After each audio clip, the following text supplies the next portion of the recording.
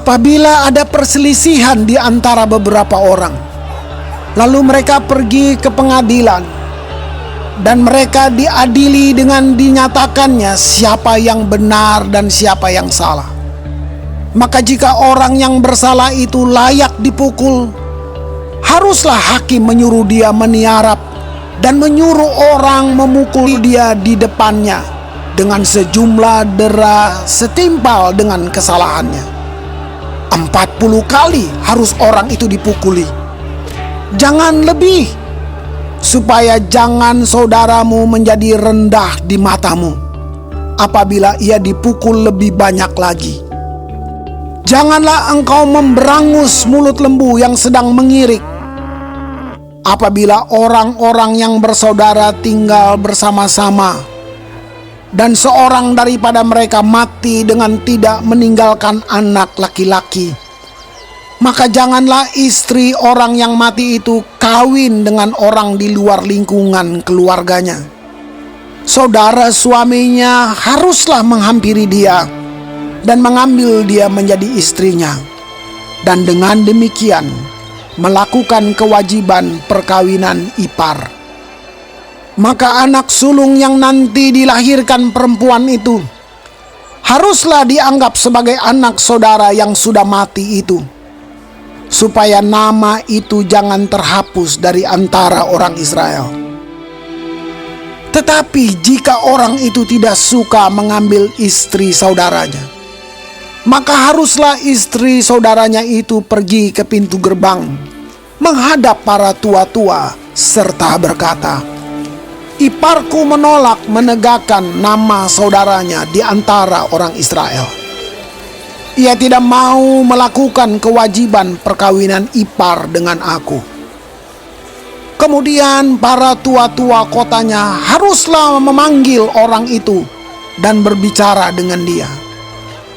Jika ia tetap berpendirian dengan mengatakan, "Aku tidak suka mengambil dia sebagai istri," maka haruslah istri saudaranya itu datang kepadanya di hadapan para tua-tua, menanggalkan kasut orang itu dari kakinya, meludahi mukanya sambil menyatakan, "Beginilah harus dilakukan kepada orang yang tidak mau membangun keturunan saudaranya."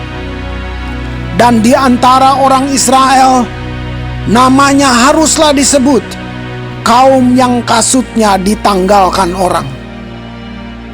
Apabila dua orang berkelahi dan istri yang seorang datang mendekat untuk menolong suaminya dari tangan orang yang memukulnya, dan perempuan itu mengulurkan tangannya dan menangkap kemaluan orang itu, maka haruslah kau potong tangan perempuan itu. Janganlah engkau merasa sayang kepadanya. Janganlah ada di dalam pundi-pundimu dua macam batu timbangan, yang besar dan yang kecil. Janganlah ada di dalam rumahmu dua macam eva, yang besar dan yang kecil. Haruslah ada padamu batu timbangan yang utuh dan tepat. Haruslah ada padamu eva yang utuh dan tepat, supaya lanjut umurmu di tanah yang diberikan kepadamu oleh Tuhan Allahmu. Sebab setiap orang yang melakukan hal yang demikian, setiap orang yang berbuat curang, adalah kekejian bagi Tuhan Allahmu. Ingatlah apa yang dilakukan orang Amalek kepadamu pada waktu perjalananmu keluar dari Mesir, bahwa engkau didatangi mereka di jalan, dan semua orang lemah pada barisan belakangmu dihantam mereka, sedang engkau lelah dan lesu. Mereka tidak takut akan Allah. Maka apabila Tuhan Allahmu sudah mengaruniakan keamanan kepadamu daripada segala musuhmu di sekeliling, di negeri yang diberikan Tuhan Allahmu kepadamu untuk dimiliki sebagai milik pusaka, maka haruslah engkau menghapuskan ingatan kepada Amalek dari kolong langit. Janganlah lupa